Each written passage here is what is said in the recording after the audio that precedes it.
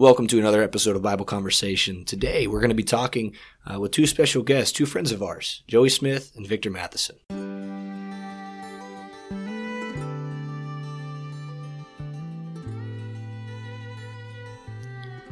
All right, well, I'm excited to do this. Dylan and I actually texted him, I think it was Monday night, and said, hey, can we have Victor and Joey on our podcast? Yeah, you broke the cardinal rule and texted me after hours. I did, but if that's the cardinal rule, you were in for a rude awakening.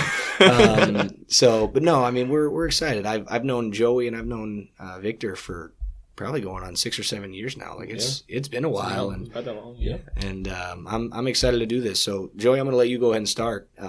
Tell us a little bit about yourself, man. Yeah, I'm sure most of the people listening know who I am. I'm Joey Smith, born and raised in the Church of Christ, actually.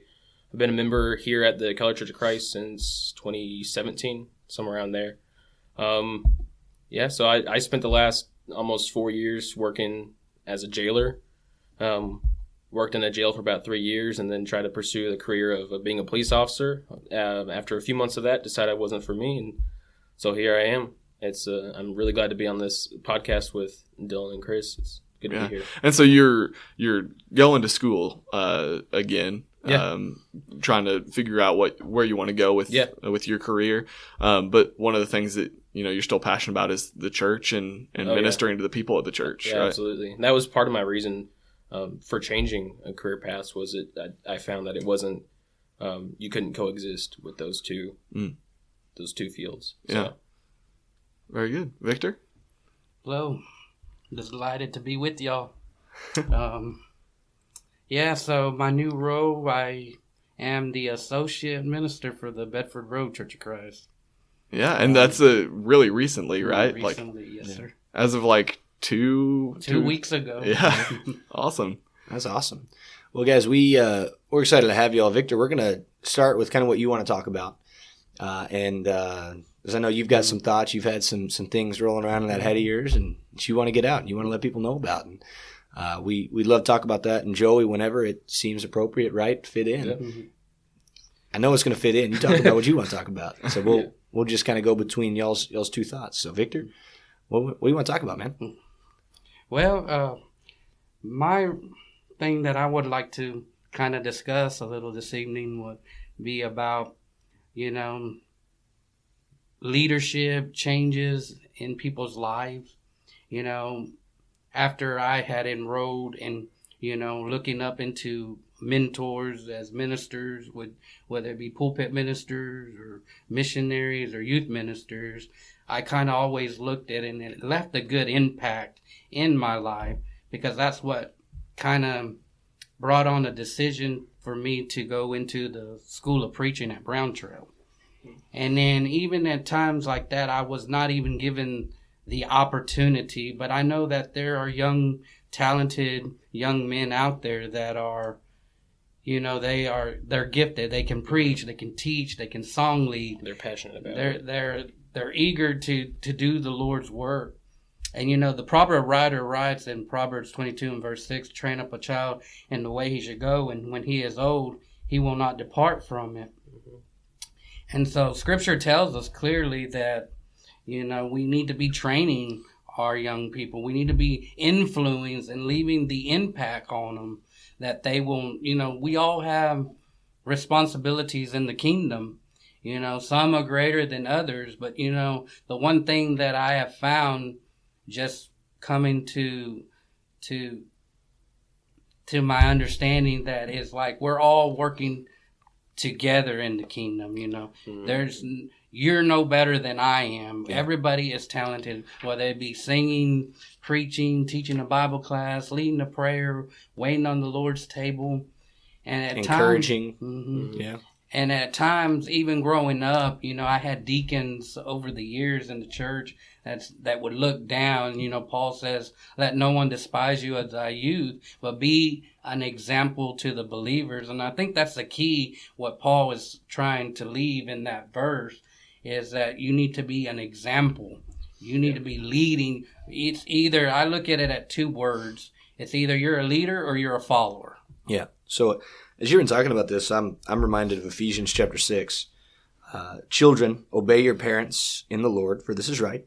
Honor your father and mother. This is the first commandment with a promise, that it may go well with you and that you may live long in the land. Fathers, do not provoke your children to anger, but bring them up in the discipline and instruction of the Lord.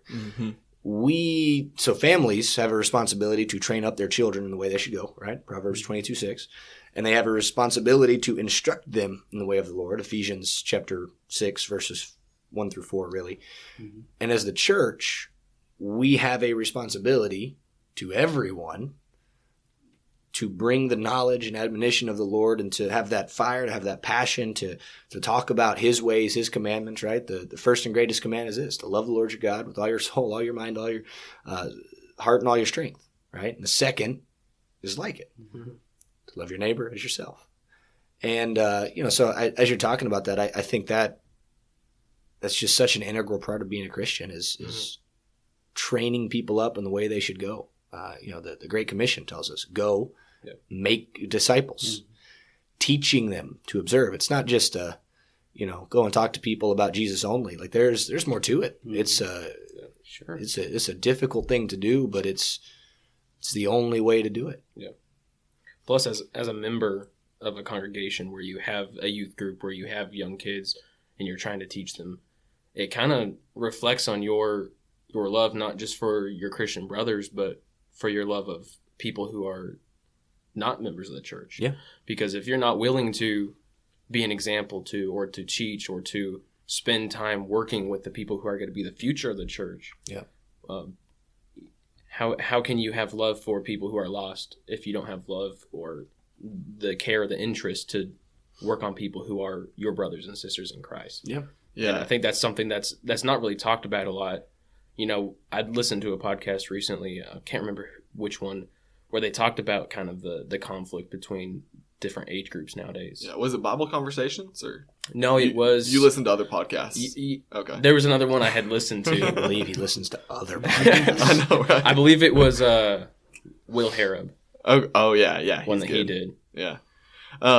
No, I think you're spot on there, because there's really two missions in the church. Yeah. There's seeking the lost, and that's what we think of, as outreach and going into the world and spreading the gospel, and then there's securing the saved. Yeah. And that's the building up of the brothers and sisters. That's the continuing to encourage and to bear each other's burdens, and we can't forget either one of those parts. We can't forget to go into the world, but we also can't neglect those who are sitting next to us on Sundays, because then they may stop sitting next to us on Sundays, We have to be both fishers and keepers of the aquarium. Exactly. We have to be both. We have to be able to make sure that those who are here stay. Well, fishers of the ocean and keepers of the aquarium. We don't fish within the aquarium, right? Didn't I say Maybe fishers? you don't. I thought I just said fishers.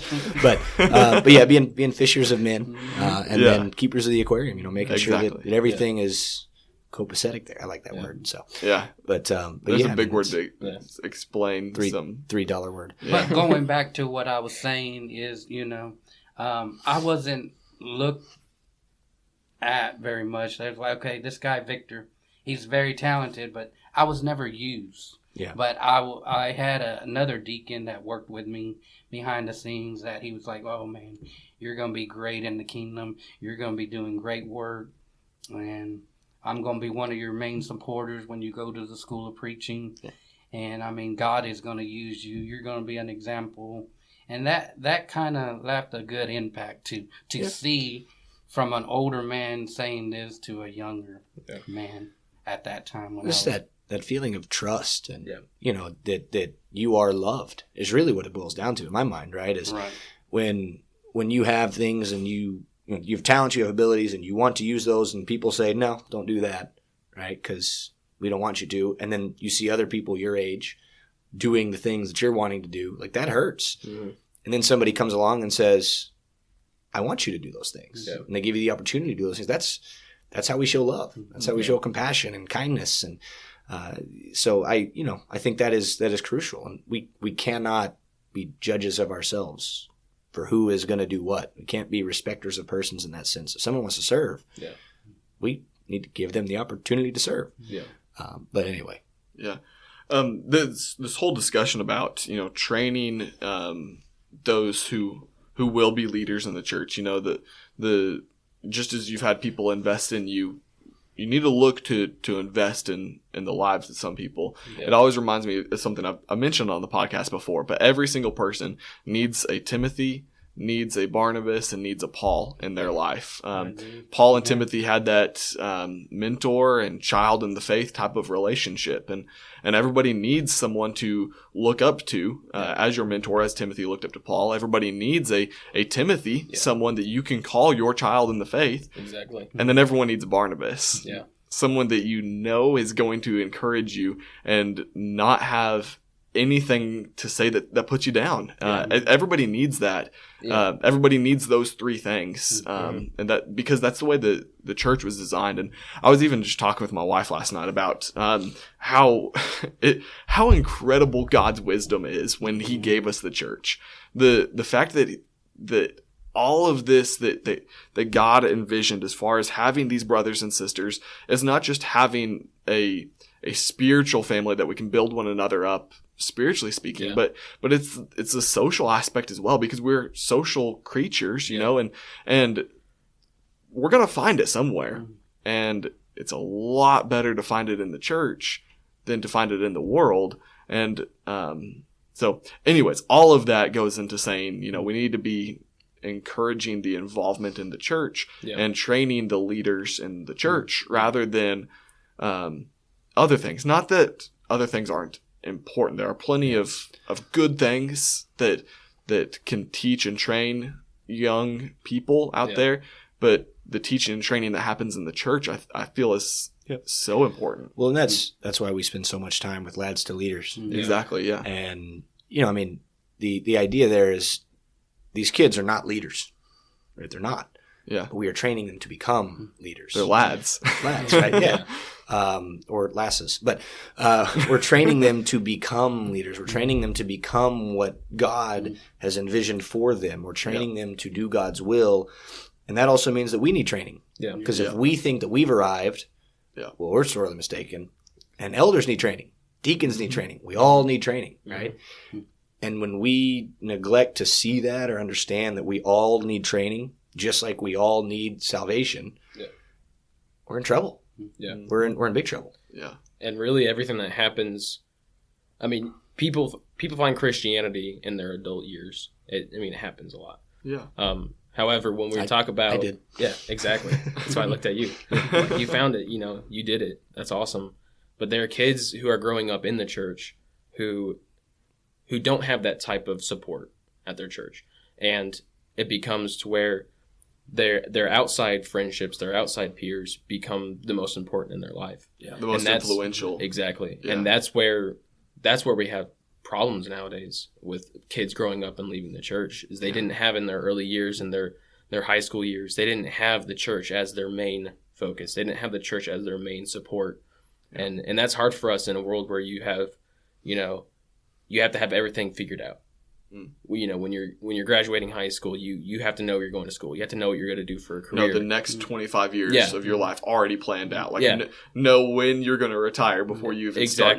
Yeah. And I think that's a lot of pressure, especially when you need to be focusing on what's really important. That's getting to heaven. I think what's kind of comical about the idea of knowing what you're going to do for the next 25 years is, if you had asked me 5 years ago what I'd be doing in 25 years, it wouldn't be this. Yeah. You'd be on the pro tour right now for tennis, right? I might be teaching on the pro tour, but I wouldn't be playing on the pro tour in 25 years. Yeah. At any point. I was never that good. But the idea that we have to have everything figured out is just laughable. Yeah. Absolutely laughable. And you know, I'm kind of guilty of it too. I ask kids in 5th, 6th grade, well, what are you going to be when you grow up? And I think there's nothing wrong with that. Like, I don't think that's an issue. But expecting them to have an answer for that. Well, and expecting that to be realistic and not say, like, I'm going to be like an astronaut or something. It's like, okay, it's more likely that you're going to be a player in the MLB than you're going to be an astronaut. Like, let's be real here. But no, it reminds me of a joke when you were saying that. You know, how do you make God laugh? You tell him your plans. Yeah, exactly. Yeah. I also wanted to bring up this passage in Nehemiah chapter 4. You know, if you've studied Nehemiah, really any at all, it doesn't take long to realize Nehemiah was one of the best leaders of all time.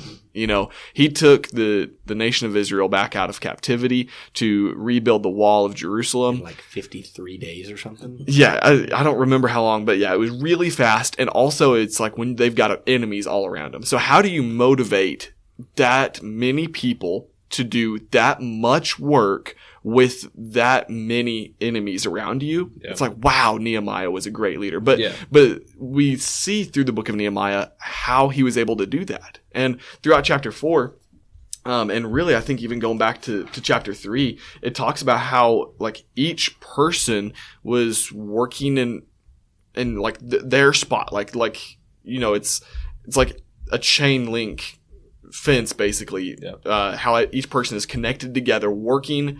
And so if you didn't work on your spot, then your neighbor is at risk of being attacked. And if your neighbor didn't work on their spot, then you're at risk of being attacked, and like this chain all the way down. And so you're not just working for your own house to build the wall in front of your own house, you're working for your neighbor as well. And so they had a spear or sword in one hand. Well, yeah, that's what I was about to get to. In chapter 4, we read about these enemies that start coming and you know, saying that like y'all are insane, y'all aren't going to be able to build this, and just in verse 11 of chapter 4, and our enemy said, "They will not know or see till we come among them and kill them and stop the work." So in other words, they're not even going to realize because they're too busy on working. They won't even realize. So then later in chapter 4 is when they get to each man, as they're working, has a sword strapped to his side. You know, they have a spear in one hand and they're working with their other hand. It's like, how do you motivate that kind of work to happen among people?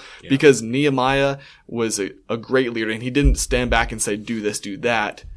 He was right there with everybody working. It's a lead by example. And one of the greatest characteristics of a leader is inspiring others to work as well. Not just saying like, I know what to do and I'm going to tell you what to do. Not just saying, I know what to do, just watch what I do and copy exactly what I do. But instead, inspiring others to have the same kind of motivation. Yep. That's what Nehemiah did, is he inspired others to have the same kind of motivation, and it quite frankly is a tall task to be able to inspire that kind of motivation. But I mean, that's kind of what we're talking about. That's really the goal. And going back to Bedford, and you know, like going back to last summer, you know, I was preaching, I was teaching Bible class, I was praying, I was doing it all. And I just said, you know, Victor can't do it by himself. But I mean, there's other people out there I can call on the church to come help me, and I can help them, direct them where their roles can be fit in the church. And I still, the congregation has allowed me to still direct the order of worship on Sunday mornings. You know, even though we just hired a pulpit, that is still my role. I decide who's doing what for each week. Assign the worship assignments and all that, without me doing it all by myself. Yeah. And then this summer I'll be having 2 interns with me, young men. That's exciting. And they'll be behind the scenes working with me, training, you know, going with me to meetings and different events that I do. So that's awesome.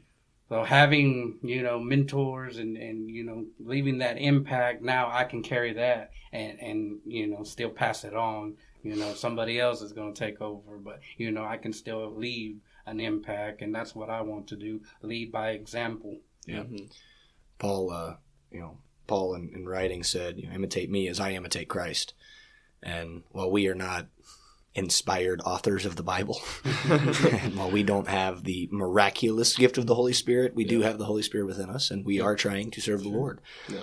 And our goal is to be transformed, right? Romans 12, 1 and 2, you know, transforming our mind to serve the Lord and not being conformed to it. And through our example, others should see Christ in us. So, and really that's a huge role that we play as Christians. I mean, in the church, we have people that we rely on as our leaders. We have the elders, we have the deacons, we have the ministers.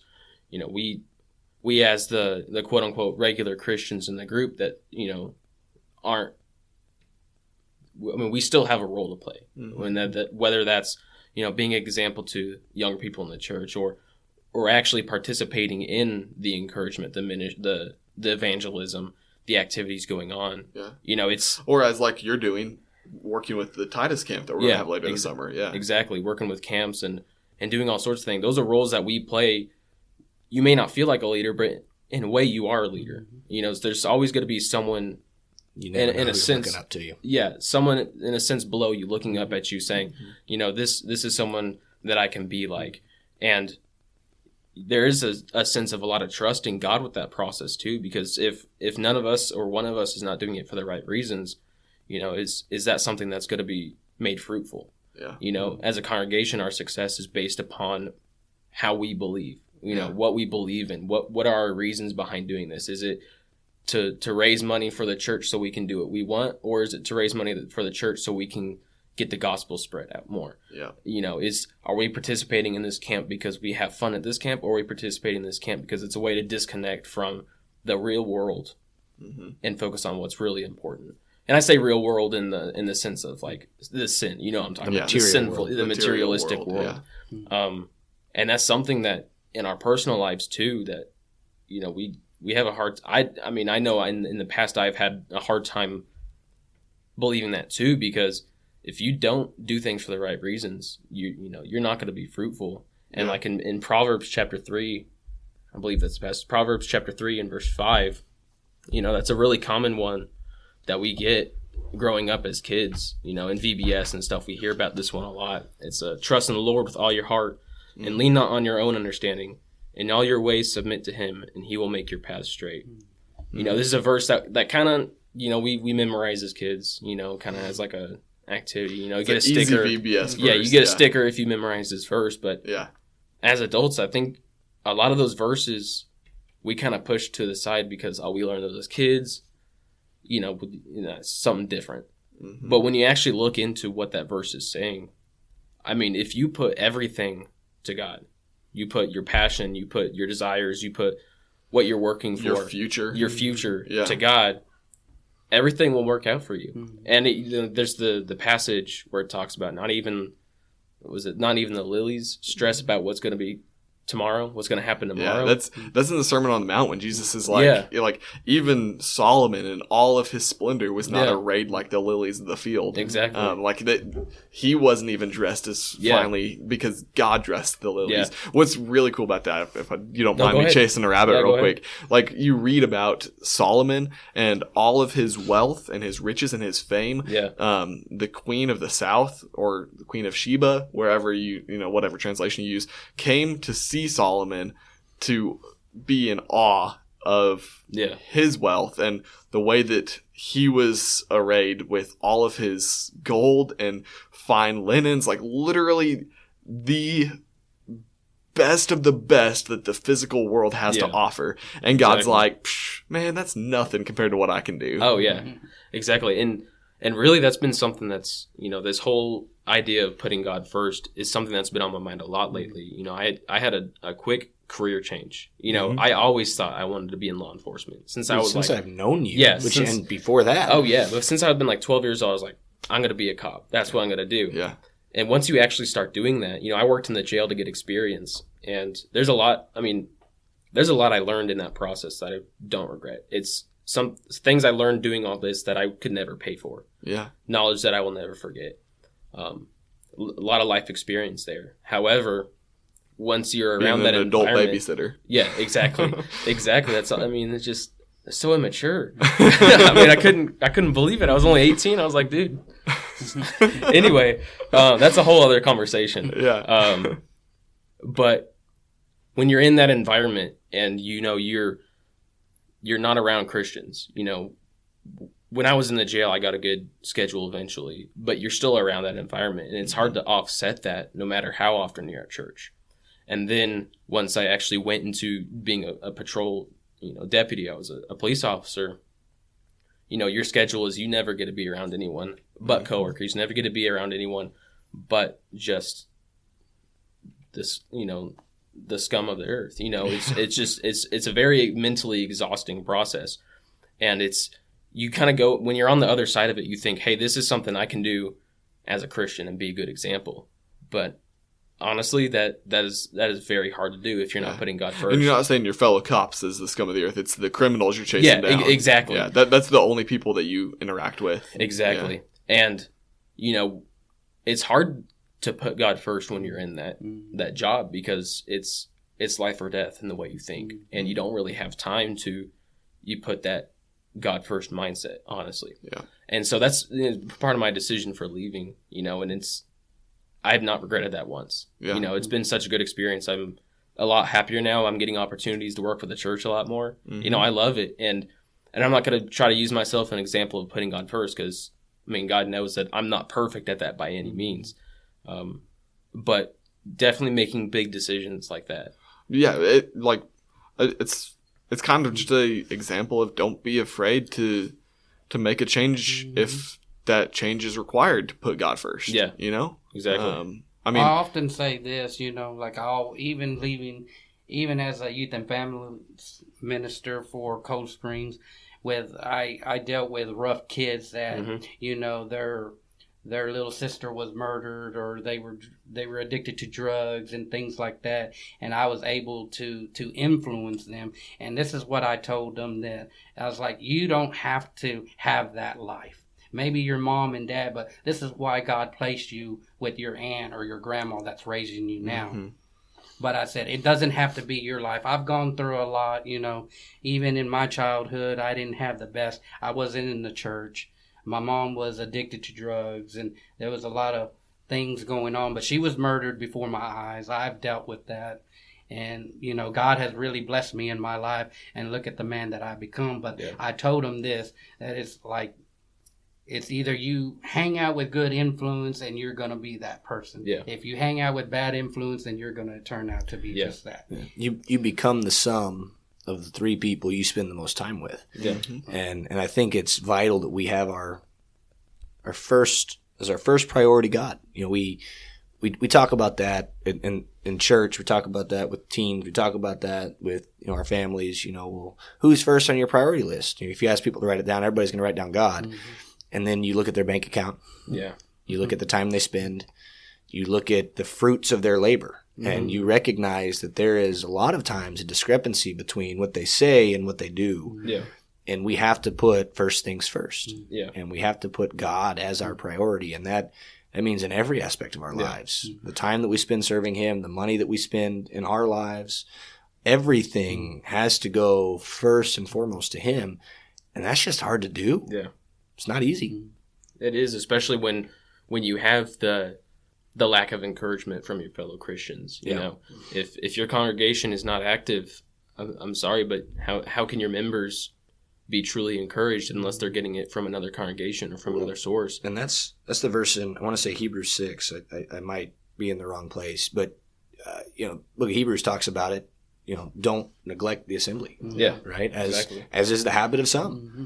Yeah. But instead, all the more, as the day draws near, encourage one another. It's not Hebrews 6, but I think Dylan's looking it up for you. I got you. But that idea, right, is all the more as the day draws near. Hebrews 10:25. I was in the right book, though. Yeah. It was the Bible. It was the Bible. Yes.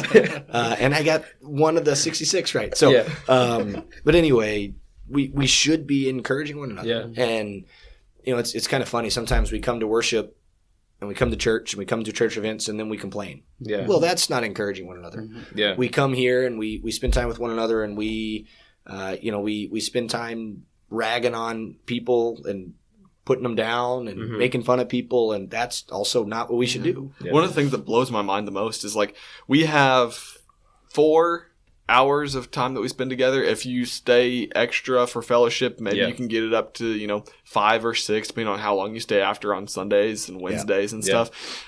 Are you really gonna spend 3 of those 6 hours complaining about other people? That's the kind of stuff that just blows my mind. I'm like, brothers and sisters, we have this amount of time that we've all agreed to take away from our lives. In my personal opinion, it should be way more than it actually is. Yeah, absolutely. But we all have this amount of time that we've agreed to take away from our lives and devote it to to God first, but then also to one another in our fellowship. And and we waste it. Yeah, exactly. Sometimes. Not all the time. I shouldn't say, like, just as a blanket statement, we waste it. But there are times that time is wasted. Yeah, there is time that is wasted with complaining, with gossip, with all kinds of Did you stuff. say that about me? No, I'm sorry. As I was looking around, I happened to look at No, we Chris. say much worse about it. Oh, okay, that's good. As I was looking around, I happened to look at Chris when I said gossip. But It's fine. there are things Not mad. that waste our time, and it just They really don't shouldn't be produce- that way. Yeah. They don't produce good fruits. Right? Yeah. And you will know a tree by their fruits. Yeah, So I think it's absolutely vital that not only do we train people up in the way they should go, but we understand that the time that we use should be for God. Yeah. And that it should be to understand that the elementary principles of the faith. Yeah. Right? Our salvation. If we don't understand our salvation, if we don't understand the basic tenets of what we believe, man, what are we doing here? Yeah, exactly. Why are we spending 4 to 5 hours? I can tell you what we're doing here if we don't understand the basic tenets of our faith. Hopefully trying to understand. We're for those who do not understand why Christ died on the cross, or why we meet every Sunday, or why we worship God, why we remember His death through the Lord's Supper. Those who don't understand that are just participating in the country club. Yep. Yep. Marking a checklist stuff. Yep. And that's, we what do we call them? Pew packers? Yeah. Pew warmers. Pew warmers. Pew packers is a good thing. Pew We packers could is the avoid thing the you word do. Packers in most things, though. Pew packers is what you do with the little kids at the Yeah. front of the auditorium, and you sing fun songs before evening worship. That's right. Yeah, that's right. Yeah. Joey doesn't seem to be a Green Bay fan.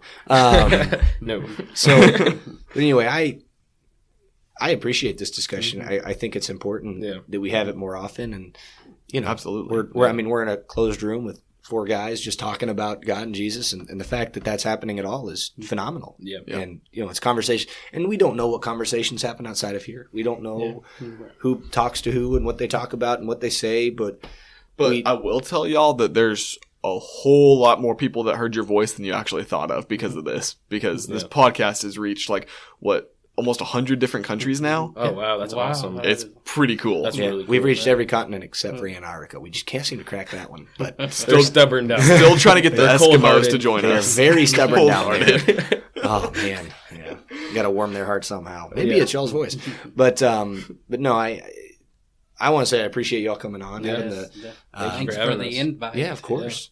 I would have never thought that I was doing a podcast with y'all. Yeah. I've never been able to be in front of a camera or Well, microphone. if we were recording this, you'd think we were just having a regular conversation. Yeah. You know? I mean, this is what a lot of our Bible studies sound like anyway, and we kind of get sidetracked with a lot of different rabbits. And Yeah. Well, before we close out, is there anything that you two want to add? Anything else y'all want to say? I just say this, just keep, you're always having somebody looking at you, but you can definitely leave an impact on somebody. You lead by example. You will leave an impact. Yeah. The question is what is the impact you're going to leave? Yeah. Is it going to be good? Is it going to be bad? Yes. You will leave an impact. And whether or not you're putting God first in your life, that's going to dictate what type of impact you're leaving. I agree. Absolutely. On yourself or others. Yeah. Well, guys, we appreciate it. Yeah, thank you. And very grateful that y'all came up here and are willing to talk to the two of us. We're anytime. we're a little weird, but we appreciate you guys coming up and talking to us. I'm a little weird. I was gonna say we're with good company. Yeah. The same company is what you meant by that. Yeah. But anyway, we want to thank all you guys for listening. We are very appreciative of you guys taking the time out of your day to listen to what we feel is important and valuable. And we try to put forward the Scripture, and we try to talk about God and try to talk about His Word. And, so for all our listeners, we want to thank you very much for listening in, tuning in. We ask for just a couple more seconds of your time as we tell you how you can help us. Thank you.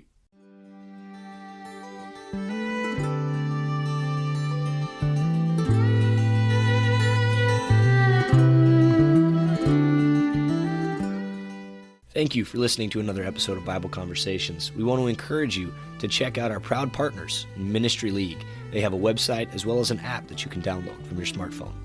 Yeah, not only that, but also be sure to send us an email. You can reach us at kcocbibleconversations@gmail.com. We'd love to hear from you, what your thoughts and comments are on today's episode. And if you have any questions or any comments, anything that you would like to let us know, please send us a text at the following number, 972-905-0856. Yeah, and that way we'll be able to get that comment and get back with y'all as well. And please leave reviews and comments. I know there's a lot of places that you listen to this podcast that you can leave comments and reviews. I know Apple Podcasts, I'm pretty sure iHeartRadio and others, you can leave reviews and comments as well. And last, but most certainly not least, we ask that you share this with your friends. We do our best to provide biblical and strong discussion, and we hope that you can feel free to share that with everybody that you love and come in contact with. Thank you all so much for all of your support. We love you.